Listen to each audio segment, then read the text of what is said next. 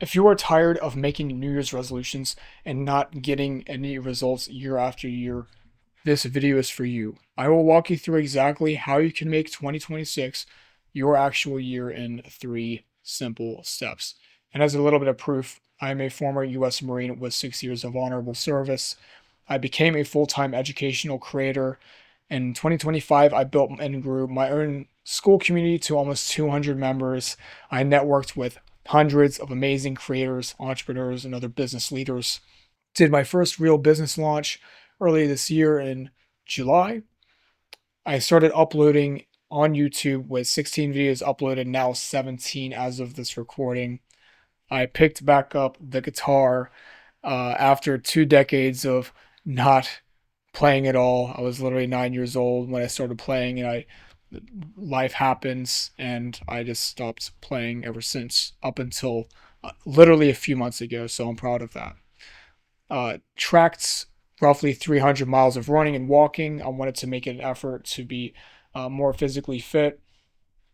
And as a result, my physical and mental health has significantly improved even after coming out of the Marines. So, a lot of this proof comes from these 3 steps that I incorporated within my own life, and that I want to help you do that for yourself today at this given time. So, the first point is identity. We're not going to start with writing New Year's resolutions. You can do that if you already done that, that's fine. But the thing I encourage you to do is start with the identity, how you see yourself and who you want to become. What is the type of person that you need to be to achieve those goals? And the reason why I say this is that if we try to attach our identity to these goals and achievements themselves, then what happens when you don't actually achieve them? You might label yourself as something that you're not, but your mind believes it to be true. So, are you going to label yourself as a failure when you don't get up in the morning to work out? Are you going to tell yourself worthless when you miss a day at your kid's recital or something like that? We need to see ourselves as the kind of person that is capable of achieving these goals. And I've been able to make a massive shift in my own identity, in my own the own way I see myself, especially this year, because I used to grow up with a lot of negativity and pessimism in my own life. And that introduced me to a lot of negative thinking, a lot of negative thought patterns and beliefs that I thought were true, but they really weren't. And my actions followed those beliefs. So, with that being said, if you're starting out this year with negative beliefs about yourself, thinking that you can't do it because you're a failure, that you label yourself as a failure, that you're not, that you're useless, that you're worthless, if you carry these things with you, if you believe that in your mind, in your heart, the goals you set in place won't even matter. You're not going to end up doing them, because the self-belief, the self-identity, who you see yourself as, is far more important than what you do in the first place. And you want to let your actions and the achievements that you want, the goals that you set, be a byproduct of the person who you identify with, that you want to become. And one of the things that I actually encourage you to do, which is kind of related to this, I did this a few days ago. Something I didn't really think about until really recently is to truly begin with the end in mind. So this is going to translate well past 2026, right? Because I believe if we're going to be living our lives to our potential, to our best capabilities, we need to see ourselves at the end of our life who we became in the process. This is by writing your eulogy statement. If someone had to be at your funeral at the end of your life, you're literally in the coffin right now. They're doing the burial service, and someone comes to you, a loved one, a relative, whatever the case, and if they had to say nothing but the truth about you, what would they say? What are your values? What kind of person were you even when no one's around? What do people say about you? What are your loved ones saying about you? What are your character traits? How do you treat other people? Do you treat them with respect or disrespect? Do you treat them with kindness, with love, with mercy, with forgiveness? You give people forgiveness? How are you to your husband or your wife when you were alive? How are you to your kids when you're alive? How are you to your coworkers or your clients or the people you network with or bump into, even a stranger? What was the kind of person that you were, and what values did you uphold during your life? And when you do this self reflection, if you write a eulogy statement for yourself, this is going to create urgency, clarity, and motive behind your actions. Because there is no point in doing all these actions if we don't have a motive behind it, behind a purpose behind it. If we have a purpose, if we have a vision about who we're becoming, these actions are going to feel lighter. They're going to feel easier because they're going to help you become the kind of person you want to become.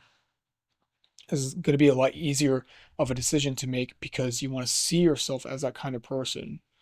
I would encourage you, if it's a few sentences, a paragraph, or as long as you want, just writing it on a piece of paper and setting it on your desk, on your nightstand, or wherever that you will most commonly see it, and reflect on that each day. One of the first things you can do in the morning is being able to begin with the end in mind and trying to reverse engineer your days around these character traits, these values that you write down on that piece of paper. Then, when you decide on your New Year's resolution, the goals that you set for yourself, are they contributing to those values or are they not?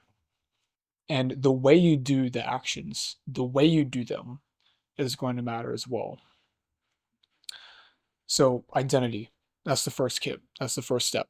The second one is routine. So, I have a client that I'm working with, and she is a nurse and a single mother of 3 kids working 2 jobs. She already spends a lot of time, energy, and sacrifice for her kids and for her job alone. She has to stay employed. She has to work to be able to fend for herself and her kids. So she has these obligations. So you can imagine how much time that takes and how much energy that takes as a single mother and a nurse, right? So one of the things that I helped her work with is trying to help her create space in her life and simplify things and look at what time she's spending on certain things.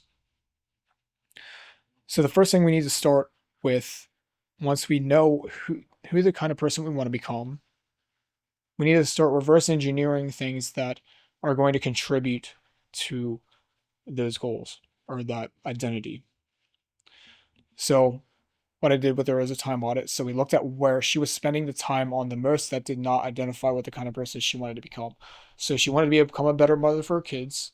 She still wanted to work the nursing job. She likes being a nurse, but she wants to be more present with her kids. She ultimately wants to build her own business as well. So that's going to take up a lot of time as well. So we need to start simplifying things, removing things that are going to bring complications and bring a drain of energy and time. So we need to look at the things that are wasteful activities that are not contributing to those goals. So for her, she was spending probably 10 plus hours a week on scrolling Instagram. She was spending time with uh, browsing on the school platform and just not really contributing to growing her school community. She's just looking at communities, making comments, things like that that aren't necessarily contributing to those to her ultimate goal of growing her own business and eventually quitting one of her jobs so that she could free up more time for her kids and business. So we need to help work to remove, reduce, or replace those habits to free up the time for more meaningful pursuits that are going to contribute to the person she wants to become. And we should probably do this for ourselves as well. Maybe you need to start creating space in your life and simplify things within your life. Yes, you might have these essential things. You might have your job. You might have two jobs. You might have kids. You might have a spouse. You might have other obligations. But how we pursue our time and energy, how we put in our time and energy within these things, and how we treat our free time is going to also dictate the quality of our life. So we need to start to have that long-term vision that embodies the person we want to become and make daily deposits that get you closer to that person. Think of these daily deposits as compounding interests. You're putting in time, you're investing their time and energy and sometimes your money into just becoming that person. So if you're building a business, if you're working out, if you want to learn the guitar, if you want to pursue these things, pursue these goals that are going to help you become the person that you want to become, we need to make those daily deposits. We need to actually sit down and do the work. If I want to get better at guitar, I need to actually learn, actually have to pick up the guitar and play it, right? If I want to grow my business, I need to create content. I need to network with people. I need to reach out to people. I need to build the product. I need to improve my product. I need to start getting more sales calls and convert people, getting leads into customers and clients. That's the important thing for the business. What are these daily deposits that I'm making to contribute to what I want to become? And reverse engineer and making a routine out of it. The third thing is environment. So when I was trying to study for electronics engineering, I was going for my bachelor's degree. I was still a Marine at the time in the reserves, so I had some free time. COVID hit, COVID pandemic was all there, and I didn't have anywhere else to go besides staying in my house and studying. So like no one was gonna hire me at the time either. So I just had to decide, okay, it's probably best for me to pursue my bachelor's degree. So I did that. But the problem was my environment I was spending my most time with I associated with video games, doom scrolling, distraction. That was pulling me away from being able to focus on my work and my studies.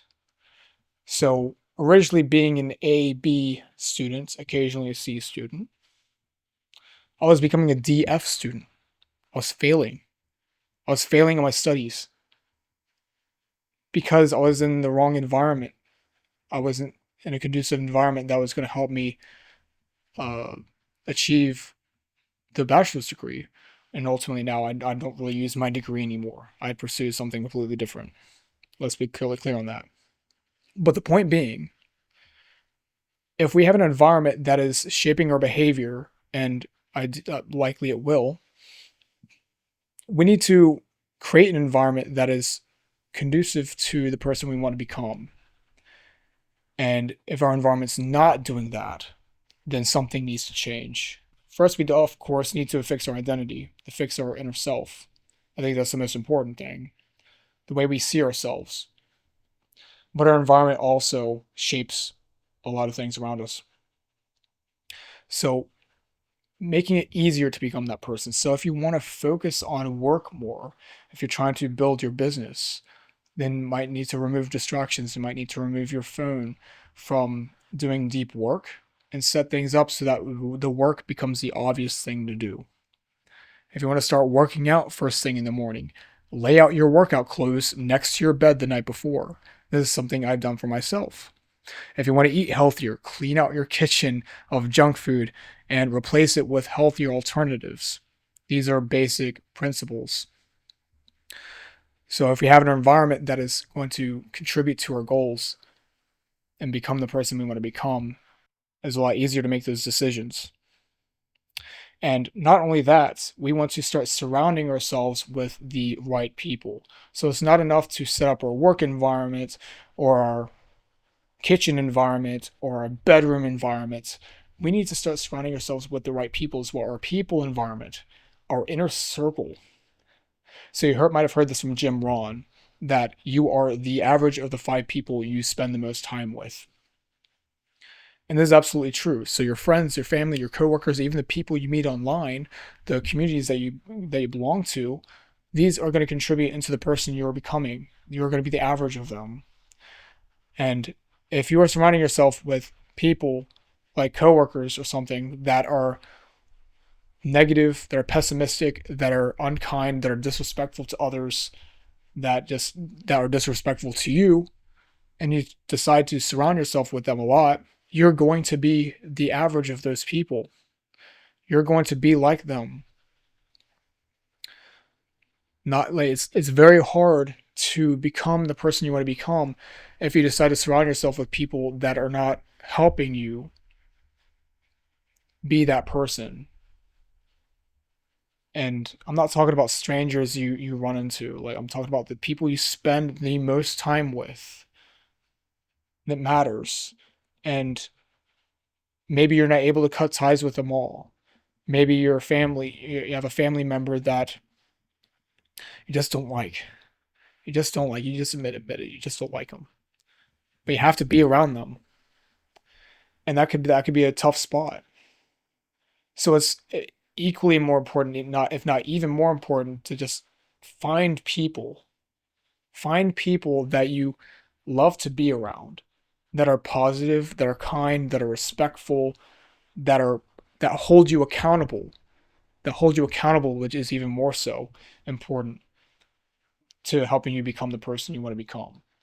If they're the person that you want to become, and if, say that you want to surround yourself with other entrepreneurs making 7 figures or millionaires, and if you surround yourself with those people, you're going to start thinking like them. You're going to start thinking like, how can I make more money? How can I make a bigger impact for people? How can I serve more people?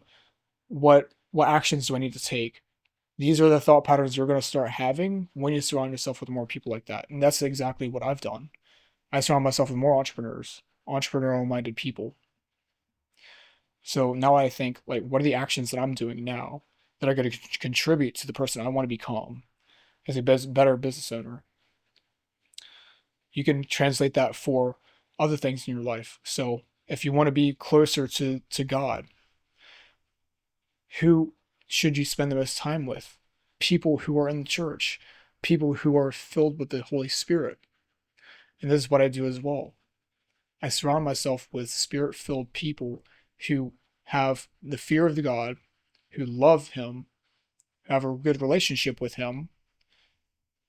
And you need to be involved with them. It's not enough. It's sometimes not even enough to just be in a church. You need to be in small groups. You need to go to dinner with them. You need to spend time with them if you want to have a good relationship with God.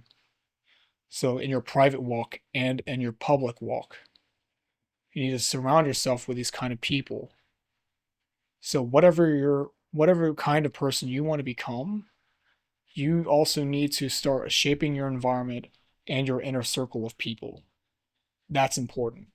And speaking of inner circle or people to surround yourself with, if you are an educational creator who wants to spend more time, energy on building a business and building a fulfilled life that means something to you, and receive the clarity needed to move forward, then book a call with me and see how I could help you, because I want to make 2026 your actual year and beyond.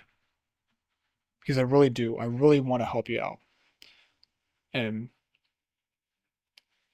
that's it for me. That's the 3 steps. So identity, routine, and environment. So if you stuck around to the end, I appreciate you watching. If you liked the video, hit that like button and subscribe to the channel, especially if you are an educational creator.